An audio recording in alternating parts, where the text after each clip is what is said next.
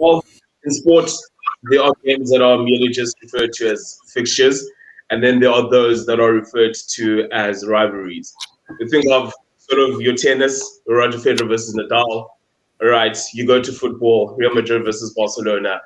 But I highly doubt there is a rivalry that sort of epitomizes the word rivalry more than the All Blacks versus South Africa, right? The Springboks. The rivalry goes back to 1921, right, when the two sides first met in Dunedin, right? All Blacks walking away with a 13-5 victory on that particular day. But I think what's unique about the relationship between South Africa and New Zealand is just how the relationship has transcended, right, the four lines of the rugby field into sort of the political sphere. You can think of the 1956 tour, the 1981 tour, right, where, and the All Blacks have always sort of been vocal in terms of just abolishing the apartheid system of the past. But fast forward, we are in 2021, and as though the rivalry was not big enough, right, we are, like, you throw in the fact that this weekend will be the 100th test match between the two sides, right? And I'm there, I'm not alone, right? I'm with three trusted young men, right? We're gonna be previewing this weekend's game. But yeah, a warm welcome to everyone who's joined us. Thanks for joining us on Forever Sports as we look into this weekend. Gentlemen, good evening. How's Lucanio? How are you doing? Sure, gents. Sure, gents. And I think just before we get into it, just be on a rather somber mood. Unfortunately, one of the local rugby clubs that I've played for, Brumbies, had they sort of locker storage unit for the rugby equipment burnt down. So please, if you can, right, Brumbies local rugby club in Grahamstown, please do support if you can. But yeah, let's just jump into it. Carl, Warren, Dylan, how are you guys feeling? Are you guys excited as I am? Wow, because I've been trying to contain my excitement. Like, ever since the final whistle went against Australia, I won't lie, I'd be like, okay, the real deal now is going to start. Ty, sort of, what does this fixture mean to you? Like, let's just start there. Like, are you as excited as I am? It's we haven't played them for almost 2 years, so flip. It's almost, it feels like a World Cup final almost. Sure. So it's massive, and especially with the fact that we've come off those two disappointing losses. I think, yeah, it's exciting, man. Flip, and when you play the All Blacks already, it's exciting. The 100th test, I mean, it's sort of written in the stars. So yeah, very, very keen, and it's a long weekend, which makes it even better. So I'm looking forward to it. Sure, Carl, how are you feeling about this one? It's a strange one for me because I lived in South Africa for a long time, so sure. I kind of should be supporting them, but I'm a diehard England fan. So all right. And after the Lions tour, I'm very salty. Yeah, I think not just the Lions tour, but we'll just keep it there. We'll keep it light. And many other people. It's weird. I don't know. After the losses to Australia, South Africa always bounces back quite well, but I'm not sure it's good. I can't see them beating the All Blacks. Maybe a draw, but I can't see them winning. Sure. Phil, how are you feeling? How's the excitement? I'm very excited, apart from it being a very tough week. I think just 100 tests against another nation is incredible on its own. And, it's always been about the All Blacks. Everything's been directed at the All Blacks. It's the ultimate test of rugby. To beat the All Blacks is just, it's a thing of beauty. And, they play such incredible rugby, and to conquer that is just, it's pretty much the ultimate goal in a way. I mean, you get your World Cups and all of that, but beating the All Blacks once a year would be a dream. So it's a fantastic occasion, and I'm very excited. It's a bit tricky for us. We're coming in a weird space, but like we've said many times, the players have said many times in the press, we like our backs to the wall, and it's when we can produce some of the best rugby. So let's hope people can step up and match the occasion. Sure. Dion van der Berg, evening. Thanks for joining us. And I think just on that note, gentlemen, could it possibly be that the Springboks have been gearing themselves up for New Zealand, and that sort of has affected the performance of the last 2 weeks? Or am I just trying to make an excuse for our boys, right? But Ty, do you think that might have had an impact? Because it just seems as though ever since we won the World Cup, right, especially considering the fact that we didn't play New Zealand in the final, we played them sort of in our first game and we lost that particular game. And, the verdict out there is, we won it easy, we did it the easy way, right? I don't believe so. But do you think the fact that maybe the Springboks went down under, right, they went to Australia purely with New Zealand in mind, and that's what could have costed us sort of the previous 2 weekends? Yeah, so for me, this my opinion is I think the whole of South African rugby supporters sort of overlooked Australia. I think maybe the Boks. Look, I don't want to say that I've always said that they planned so well. They would have definitely prepared well for those games, but I think we sort of took Australia for granted. We sort of underestimated them. Listening to the build-up in those 2 weeks, everyone sort of writ Australia off. And as much as we don't want to admit it, I do think the Springboks maybe fell into that trap. Thought it would be a bit easier than it was, whereas we haven't won in Australia since 2013. So I think that's been in their minds, and obviously the talk since the World Cup final has been: can the Springboks, who play this kick game and style of rugby, can they beat the All Blacks who play this running game? So it's been something that's been building for a while. And I think that maybe our eyes were more on New Zealand than they should have been. But with that being said, in true South African fashion, if you beat the All Blacks, no one really cares about the rest. So yeah, I suppose maybe that's why they did it. But I definitely think that they had maybe one eye and maybe 1.5 eyes on the All Blacks. And look, guys, at the end of the day, the All Blacks, they're pushing for that. Well, they got the number 1 spot now. But I mean, if you beat the All Blacks, and if we do it now twice in a row, we sort of cement ourselves at number 1. So it is tricky, but what's happened has happened. And I think if they did do that and overlooked Australia, they would have learned from it, which can only bode well for the future. So yeah, let's just hope that if they did have one eye, it was for a reason, and hopefully Saturday we'll see that. Yeah, we've got a Warrior keeper saying that it will definitely be a miracle for the Springboks to beat the All Blacks. Definitely someone who's throwing that out the window. But yeah, maybe Dylan, I'll take it to you.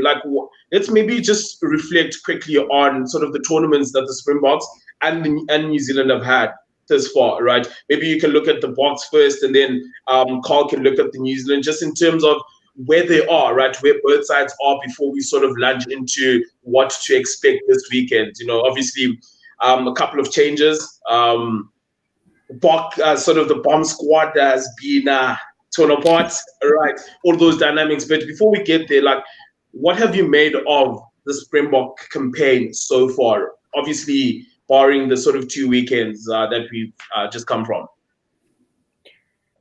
I think the Springboks have not really hit the ground in terms of performance since the long break. Really, we were poor against the Lions in the first test. We managed to put it back and win the series in a great fashion. But I just had the sense that we still weren't really quite there, and there was still a long way to go. And we've done well. We beat Argentina twice. That's sort of you expect that. You have to do that.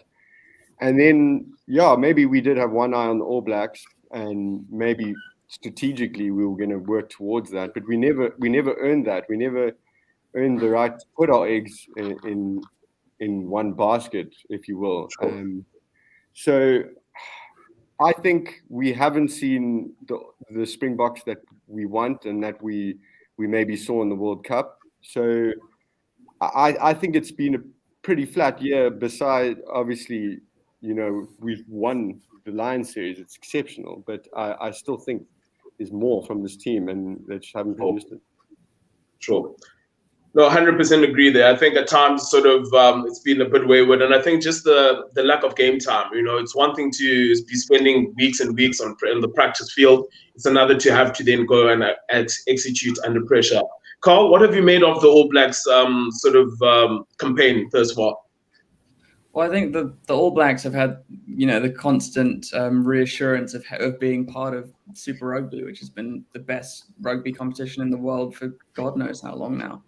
And, they keep getting these players disappearing every single year who are, earth-shattering. They're incredible. Like Will Jordan, he came out of nowhere and he scores every single game without fail. Sure. It's a bit annoying. These players just never stop coming up for them, and they've got George Bridge on the wing, who has been around for a while for the Crusaders, but again never stopped scoring. And the Crusaders obviously won the Super Rugby competition. No, they didn't win it this year. They won last year. I think the Blues won the combined one this year. But I mean, all their teams have now caught up with each other. Like the Blues were always the team that would come last, but they won it. They won the singular competition this year. They've got ridiculous players, and I think the way the All Blacks have started by thrashing Argentina twice. Yes, Argentina have kind of also had their own struggles over COVID. Barely playing any rugby at all. But New Zealand haven't looked weak in any area at all, really, and they've just got so much depth. Yeah, I think that's what just sets them apart. I mean, last week they played a different, literally again, week on week they can play a different 23 and still be sort of international level. I think just running through the teams, obviously a massive number of changes, right, from the previous weekend from the All Blacks side, right. We've got Joe Moody, Lucette, Cody Taylor to Nepo, 3, Brody, Scott in the locks, Akira, Ardy, Luke, Luce Trio, TJ Penalora, Bowden Barrett, George Bridge, Havili Rickon in midfield, Will Jordan, and Jody Barrett, right? I won't bother too much about the bench, right? Let's just look at that starting lineup tie. And I think the one thing that sort of is interesting to me is the selection of the back three. How much of that do you think is down to the kicking game plan of the Boks? Because you literally have 315s and you've got these tall, massive guys that are just incredible in the air. Do you think that was part of it? Because I think a lot of us can agree that Sevu Reece sort of is one of the starting wingers on any given day. Do you think that had any impact in terms of the selection of the back three? Yeah, so for me, I think it was touched on earlier. The All Blacks are in a position where no matter who they pick, that they're good enough to be in the starting lineup. Sevu Reece would probably start on most days, but you wouldn't say that George Bridge or Will Jordan are a sort of B team player, so to speak. So I think if you look at Will Jordan, he's scoring tries like it's Christmas, so it's an obvious decision there. And then I think the kicking game, it does come into play, but for me, I think that those back three are probably more lethal on the counter attack. I know Sevu Reece in space is dangerous, but we saw on the weekend that Will Jordan, when he takes a high ball in the air, he looks to try and make meters and create a bit of a go-forward momentum. Sevu Reece is a bit smaller, so he's sort of forced to the ground to set up a breakdown there and get the ball out, whereas those other guys are probably a bit stronger with ball in hand. So it definitely played a role for me. But no matter who they picked, if I'm honest, it would have been dangerous for us. I don't think that our sort of kicking game has been as good as it should have been over the last couple of weeks. So it'll be interesting to see how we go there. But those back three for New Zealand are definitely the best three guys under the high ball that you'll find. So good selection by them. And they also offer you quite a lot on the counter attack. So if we do get it wrong, like we've seen against Australia, we're going to be in a lot of trouble. Argentina, when we played them, we got it wrong. We didn't get punished. Australia, we got punished. And the All Blacks, you're going to get punished twice as badly. So I think they've picked the back three that can contest well, but can also really, really punish you when you get it wrong. So a very, very good selection by the All Blacks. And I know you said we'll talk about it later, but I think the All Blacks bench is also very strategic, which obviously we'll get to a bit later. So, I think it's very good by them. I think it'll be interesting to see what happens on the weekend because the Lions did the same thing and it ended up not working for them. In the last two tests. So, but good selection by the All Blacks. Sure. Carl, if I might jump to you, still coming. Right, what do you make of the halfback pairing. And I think the reason why I asked that is TJ Perinara is not necessarily the best tactical scrum half. And I use those words very carefully. You know, he's fantastic in terms of running, really electric. Do you think, and then you've got a Bowden Barrett who equally just loves go forward ball. Do you think that is potentially a weak area for them in terms of just winning at that initial territory gain, or am I just reading too much into it? I'd say honestly no, because Bowden Barrett and Perinara played for so long at the Hurricanes together. They know each other inside out, and Sure. they're both, you know, they both thrive off their flair. Perinara pulls off the most ridiculous offloads and tries, and Bowden Barrett just uses his pace to go through gaps as a fly half. I think it is a very strong pairing. It's very different if you had Aaron Smith there. Obviously, Aaron Smith is the best 9 in the world without a doubt.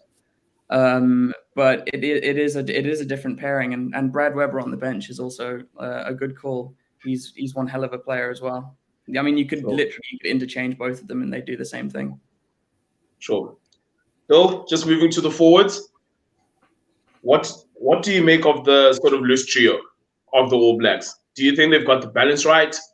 You know, Sevilla moving back to the flank. You know, he did sort of flirt around with eighth man there for a while. What do you make of sort of the makeup of the forward pack, but more in particular, sort of the loose trio?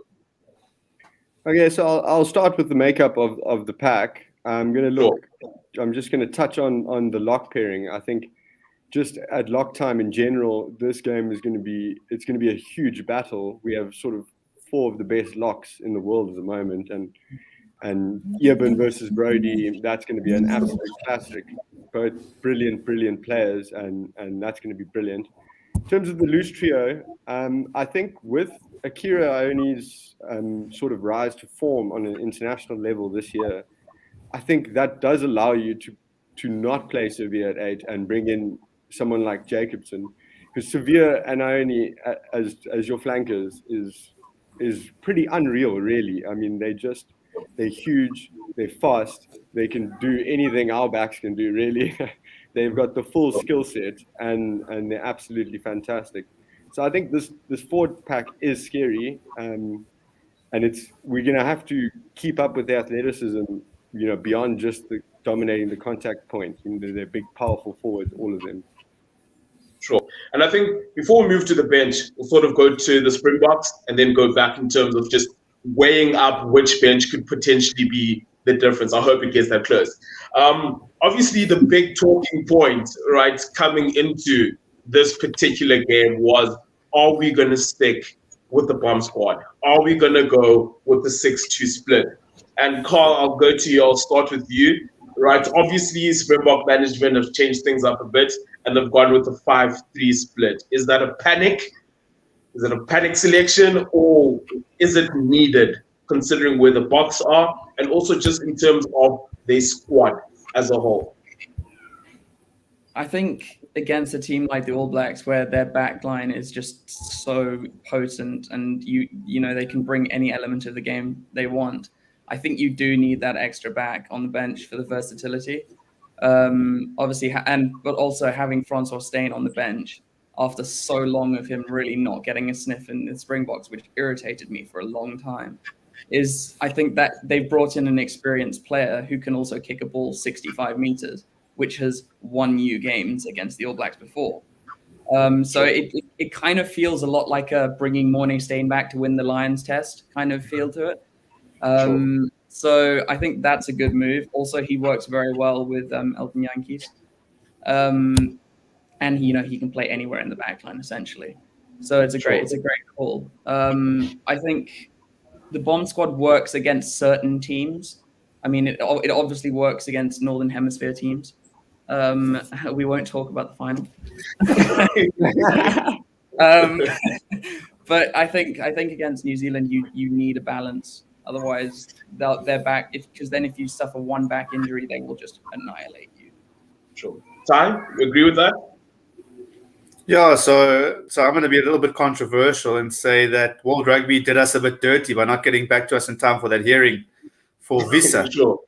Sure. I think Vissa probably would have started in Smith's place. Smith coming off the bench. So for me, I think that was something that the Boks. I think we would have had a better forward pack and able to contest definitely the first 60. So yeah, I agree that the bomb squad decision probably had to happen, but yeah, I think if we can have another Morné Steyn moment, I definitely take that any day. But Francois Steyn just brings in the experience, and I think we've been lacking that quite a lot, and that's no fault of Damien Willemse. I think we haven't managed him as well as we should have. If he's going to be our guy that comes off the bench in the next World Cup, you've got to give the guy game time.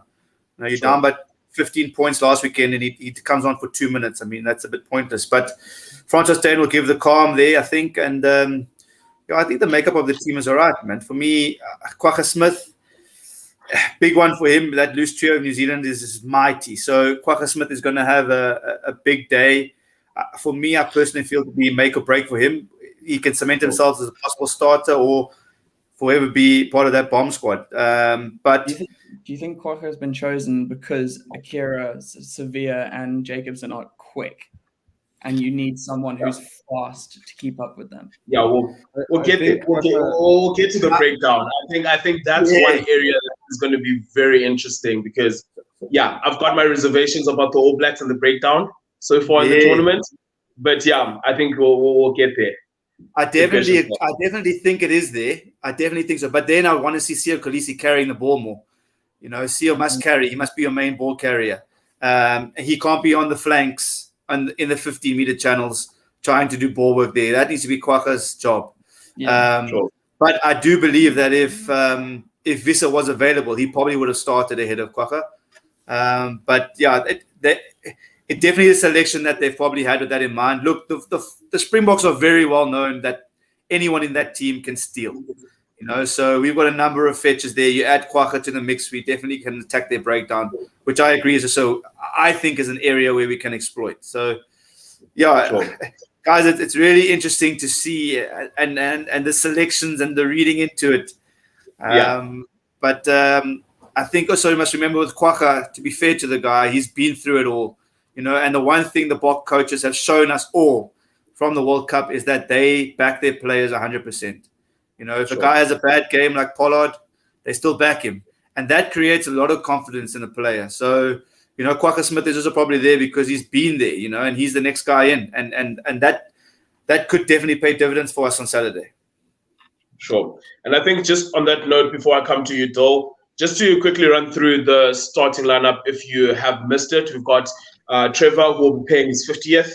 On the loose end, Bonambi, Hooker, Mahalba, 3, lock pairing of Etzebeth and Deyaga, Kolisi 6, 7, Kwagga 8 from Yellen. Right, so Morstad misses out. Right, on the back line pretty much stays the same as last week. 9, De Klerk, 10, Pollard, 11, Mapimpi, 12, Delindi, 13, 14, Nkosi. Right, and 15, Leroux. I think, Dill, just to throw it to you, were you surprised to see Morstad miss out? Right, considering just sort of he's become, right, sort of the engine of the team. Were you surprised to see him miss out on this particular game? So, according to what I've read, he's actually being rested to manage his workload. It's a rotation to manage his workload because obviously he's played a lot of rugby and we know that he doesn't really listen to his body. He'll just keep going. But I wouldn't say it's completely that. I would say tactically there would be the influence of bringing Kwagga in. I do feel like he has more of an influence at the breakdown, and with Luad coming back into run the lineouts and whatnot, there's less sort of pressure on Morstad in the set piece, or Kwagga in this instance. So, in that way, Morstad is not as important to have as a lineout option. So that can bring in, then now we get mobility, we get sort of your street smart Kwagga Smith with quite a complete skill set, from all his years in sevens and all of that. And I think we're going to need just about every feather in his cap to be blowing in the wind on Saturday. Sure. How much are we missing, Cheslin Colby, Carl? Okay, well, not we in your case. How much is South Africa missing Cheslin Colby? Yes, no, I know how good he is as a player, but I don't like him. Obvious reasons. I don't know. I think more than you'd let on. I mean, of course, he's always been an incredible player and somehow manages to score ridiculous tries himself. But Colby, like, I don't know, because everyone knows how good he is, he brings an element of calm, and especially when you're on a counter attack, you're just like, well, he's going to go score. And it's going to be like, sure. Now we'll just see him embarrass some people. And I think it's certainly calming for the fans, because it's like, oh, well, we have this X factor player who could literally do anything at any point in the game. So we're just going to let that happen. And I think now you've gone for more of a pace and a slightly bigger guy over him, because obviously he's injured. Not a bad replacement in any case, because of course he always could have started. But it certainly means you have to play slightly differently with the wingers. And it's going to be a great challenge for them, I think. The All Black wingers are crazy. It's going to be amazing. Sure, Ty. I think just when Dill was speaking there, set piece, line out time, right? I think we saw the couple of times where the Springboks played with 2 jumpers, right? I've got a thing with 3 jumpers. I know Dwayne could possibly do the job, but do you think, right, going with Kwagga Smith and the fact that Siya Kolisi is not a jumper, that the Springboks have sort of left themselves thin in terms of the line out and the versatility, considering how well Brody is actually challenging in the air all of a sudden? So I don't think so. I think Dwayne Vermeulen does a job, does it quite well. And the book lineout's been all right, I think. You know, our maul might be a different discussion altogether, but our lineout and winning ball has been quite good. I think Dwayne he's good enough to jump, you know, and we must forget not like Sia's never jumped in his life before. So he can offer us an option there. So no, I think we'll be okay. I think Luit running the lineout will be street smart. We'll definitely win our ball. And I think if you look at Luit, he contests really well. For me, though, with the All Blacks, if I'm honest, and I might be wrong here, but Scott Barrett hasn't been as impressive as he should have been over the last 2-3 tests. You know, they're definitely missing Whitelock there. And then you look at their loose trio. You know, who are their jumpers? Luke Jacobson, how good is he as a jumper? I'm not 100% convinced. You know, Sevilla, not 100% convinced. He probably offers you what Sia does. So you know, I think it's quite balanced. I think for the Boks, we've got a bit more experience in guys that have done the job there. Dwayne has done it for many years. And I think we'll be okay when it comes to line-out time. Small time, maybe we shouldn't get into that now. That's probably another discussion. But I'm a bit worried about the Bok Maul, if I'm honest. You know, we've been stopped by an Australian pack who got annihilated by New Zealand. So that's a different sort of situation. But in terms of just winning our set piece, we should be okay. I really think we should be. And I think the Springboks are wise enough to know what plan B would be if things weren't going too well. So I think we're okay there, you know. I don't think New Zealand are offering, you know, if New Zealand, for me, if they had a Whitelock, it could be a different situation. I'll be a bit more worried, but Barrett for me hasn't been doing as much as he could have done in the last couple of weeks. So I think we'll be all right. All right. And I think, Dill, just to throw it your way, and Carl, you can then jump on from there on. Which bench wins this game? Which bench in terms of balance, all right, and sort of obviously your projections of what the game will be like. I would imagine tight, you know, maybe opening up at different intervals sort of in the second half. So looking which camp would, let's hypothetically saying 50th minute, 16-all, right, which bench are you looking at and you're thinking, okay, that bench is winning me this game? So the All Black bench is probably more explosive. I mean, you've got Mackenzie on the bench. He can come on 10 or 15, rip you apart.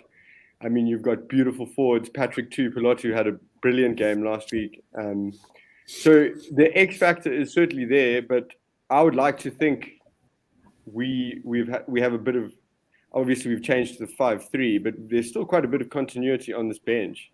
And what the changes that have been made, we're bringing in experienced heads. You know, they've been there, they've done that, and I think in terms of influence on composure and maybe putting the other players in the right headspace to maybe make the right plays at the right time and sort of be clutch in the right moment. Maybe our bench would come off better in that way, but it's always hard to argue with X factor. So I would like the composure and the experience and the continuity in the forward sense to pay off for us. But yeah, I'm worried about the X factor. Sure. Carl, want to jump on there? Agree? I think for me, I think in the forwards, it's going to be very close bench-wise. Obviously, Marks is, he's been the best hooker in the world for a while. Obviously, he's had dips in form, but and Takiaho, he's crazy around the loose. He's scoring quite often for the All Blacks.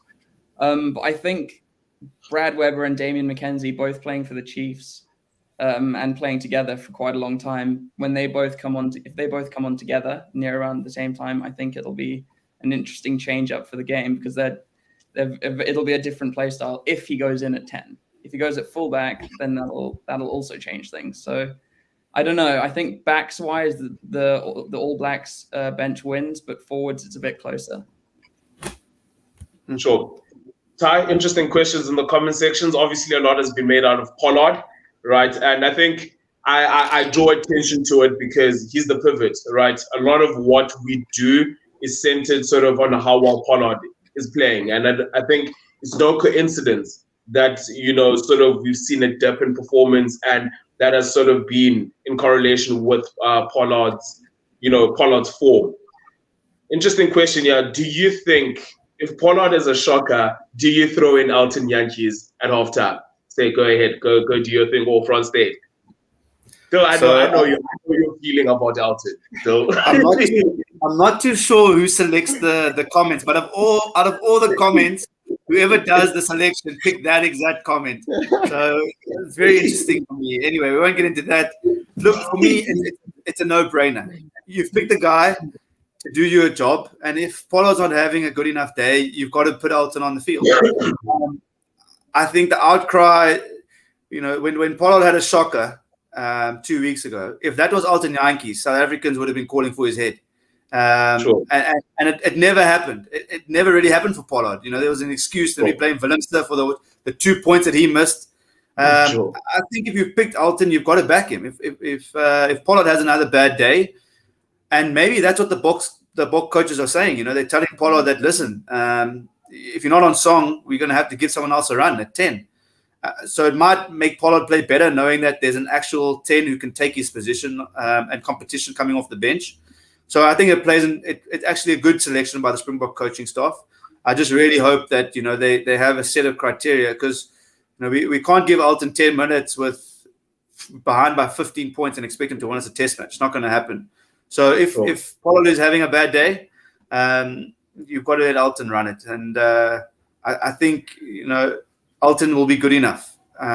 He's got the skill set. He's got the ability. So we must back him. I want to just comment on the bench quickly, if you will let me. I think that the All Blacks definitely want a game that's going to be very open.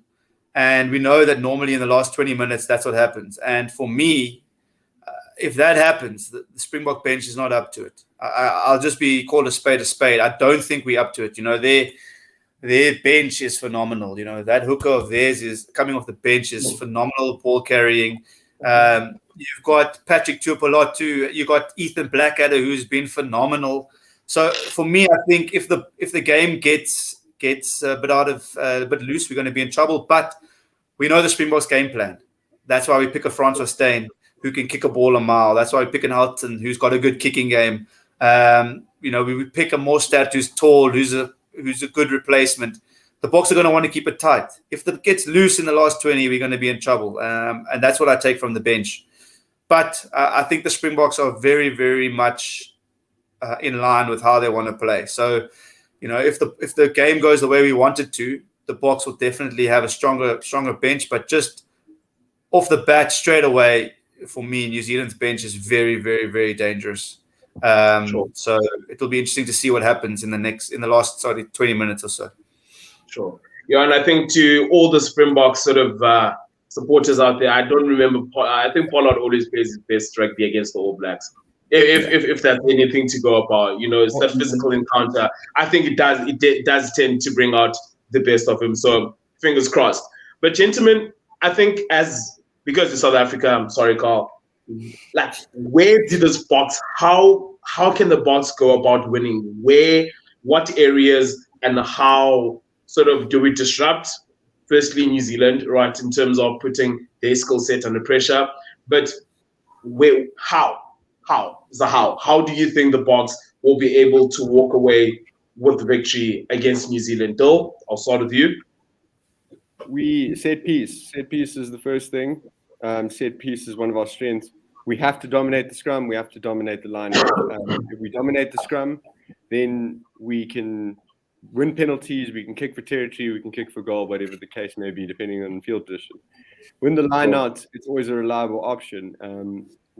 Better line out system, the better the feel in it. Hopefully, the better the more. And we need our more, clearly, to score tries. So I think firstly, to get set piece absolutely perfect, we need to dominate that as much as possible. If we can do that, then if we execute our kicking game and get our defensive line moving forward correctly, I feel like the rush has been off. I feel sometimes the outside player who's trying to, pull everyone back in, close off that outside option, I feel like he's been shooting out of turn. I can think of a couple that, of course, he did.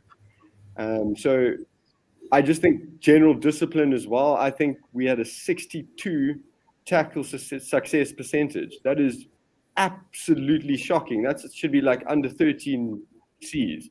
We need to wake up. We need to make our tackles. And if we can do that, and if we can dominate the set piece, kick well, and fix our defensive shape, then maybe we have a chance. But that's quite a long list, so I'm holding thumbs. Sure. Carl? How good is the New Zealand? Do you think, how good has the New Zealand sort of set piece has been? If that's one area that we're sort of going to be looking to exploit, do you think there's some weaknesses there? For me, I'm a back myself, so I try and stay away from the forwards. So sure. For me, I feel like the best way the Boks can win this game is by disrupting ball between Peranar and Barrett. If they can stop that playmaking going on, they actually have a chance of winning the game, because Barrett can play well under pressure, or he can play an awful game under pressure. And so as long as you're not giving away too many penalties, and you're making life very difficult for Barrett, you have a decent chance. And that, I think, is not a bad idea to have Quacker Smith there, because he's quick enough to get there and disrupt people. Sure. Ty, earlier on, you touched on the breakdown. Do you want to elaborate on that? Because I think I agree with you that that's an area that we can particularly sort of target, especially considering that I think New Zealand's got a lot of ball carriers. You look at Scott Barrett, he just wants to run with the ball. Savia just wants to run with the ball. Akira, I don't think I've seen him close to a ruck, and Jacobson can't do the job by himself. Right. So do you want to perhaps elaborate on that and the breakdown, and sort of how good or how poor the breakdown has been for the All Blacks? Yeah. So for me, it's pretty obvious that when you put pressure on New Zealand's breakdown, New Zealand they struggle. And if you've been watching closely, when there's players in over the ball and jackling over the ball, and New Zealand's under pressure, there are numerous players of New Zealand coming from the side. Often we see a side clean and stuff like that coming because they're under pressure. So definitely an area there where I think the Springboks can exploit. We've got, anyone. You name someone that can't really steal the ball, and that will be interesting for me to hear. Bongi's good. Francois Herber is even good. Then you've got Quacha, Dwayne. Lucanio Am out wide in the wide channels, who can steal a ball for you. So, the Boks definitely can put a bit of pressure on there. And I think if we can definitely win a couple of breakdown penalties or even just slow their ball down, we'll be in the game. For me, though, the Springboks, it's simple. You cannot miss 19 tackles at international level. If you're going to do that against the All Blacks, you might as well just give them 50 points because it's going to be trouble. So those two areas for me are areas that we're going to look at. The other thing that I think is going to be interesting this weekend is we're going to see a lot of 50-22 attempts. Barrett, when we have a press line speed, Barrett's got a very good little boot over the top of us. And same for us, I think we're going to use our kicking game a lot better. Not so much high balls.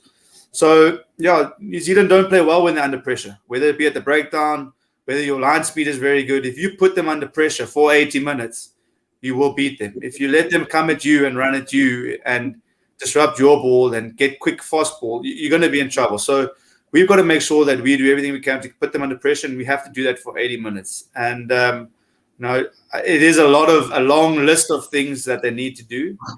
But there are definitely certain areas where we can exploit. So, and I think that the Springboks will be able to do that. And I really hope that they will be able to perform the way that we know that they can.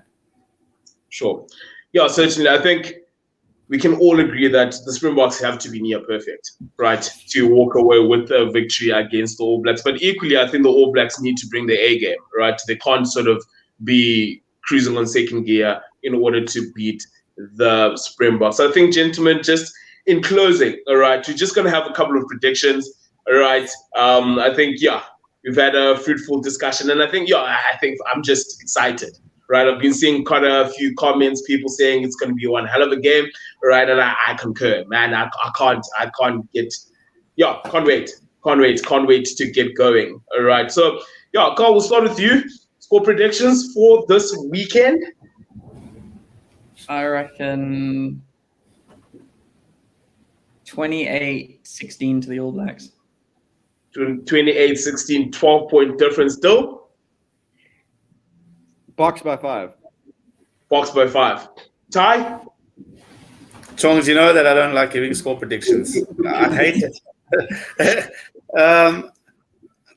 I don't know. I think if we get things right, I'll go box by 5 as well. Sure, box by 5. Right. All right. I think I'll use my privileges as the co-host to keep it wraps in terms of what I think. I think we forgot one thing, Chongs. We forgot one thing. We're playing in Australia. I think the whole of Australia are going to be hoping that the All Blacks lose. So we're pretty much playing a home game. So that might play into our hands. Let's remember that. No, fair chats. But I'm calling it. Listen, it's my birthday this weekend. I'm hoping the Boks will come through. All right, I'm calling it. Whether it be half a point, right? Whether it be half a point, if it's possible, I'm taking it. But I think I'm calling a Boks. I foresee last-minute penalty kick, 55 meters out France Steyn. I mean, if we could write the Mornay Steyn story, why not the France Steyn story? But gentlemen, thank you once again. Sorry? Be even better if it was a 65-meter drop kick. 100%. But gents, thanks for joining me. To those who've tuned in, thank you. And please do, stay tuned to the channel for the watch along on Saturday. Gentlemen, thank you and good evening. Thank you. Thanks, guys. Thanks to the viewers. Thanks everyone. For those who've just recently joined Forever Sports, please do like and subscribe to the channel. A lot of rugby, especially with the Rugby Challenge starting. Sharks, Monster, Stormers, Lions, Zebra. Like, there's just the rugby. There's rugby from the moment you wake up until you go to bed, literally. But for me, thank you very much, and have a good weekend. Thank you. Yes, guys. Bye-bye. Yes, guys. Bye.